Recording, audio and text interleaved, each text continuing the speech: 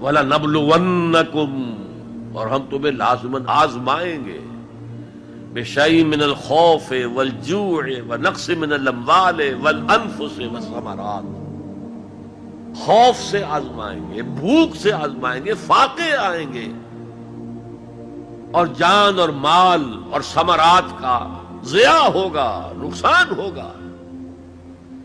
وَبَشِّرِ الصَّابِرِينَ الَّذِينَ إِذَا أَصَابَتْهُمْ مُصِيبَةٌ قَالُوا إِنَّا لِلَّهِ وَإِنَّا إِلَيْهِ رَاجِعُونَ، اے نبی بشارت دے دیجئے صبر کرنے والوں کو۔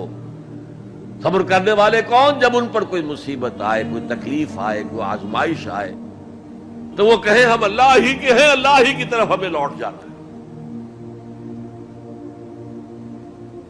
یہ ہے وہ صبر کہ جو علی الابتلاء، امتحان پر صبر ہو رہا ہے۔ تو 3 صبر میں نے آپ کو بتائے۔ صبر علی الطاعہ، اطاعت پر صبر، صبر عن المعصیہ، معصیت سے روکنا۔ صبر کے معنی اپنے آپ کو تھامنا، روکنا۔ اسی کے معنی میں لفظ استقاموا جو میں نے آپ کو بتایا تھا، ان الذین قالوا ربنا اللہ ثم استقاموا، جمے رہے۔ جان جا سکتی ہے لیکن اس کلمہ ایمان سے ہم پیچھے نہیں ہٹ سکتے۔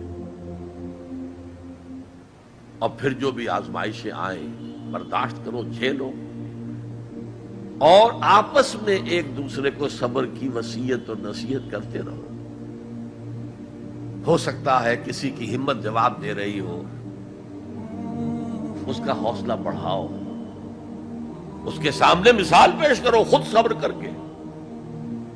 خربوزے کو دیکھ کر خربوزہ رنگ پکڑتا ہے۔ جماعت زندگی کی یہ برکات ہوتی ہے۔ کونوا مع الصادقین، صادق لوگوں کے ساتھ رہو، جڑے رہو، تاکہ تمہارے اندر اگر کبھی کوئی کمزوری کا پہلو آئے تو اللہ تعالی اس جماعتی زندگی کی برکت کے طفیل سے تمہیں اثر نو کمر ہمت کسنے کی توفیق عطا فرمائے۔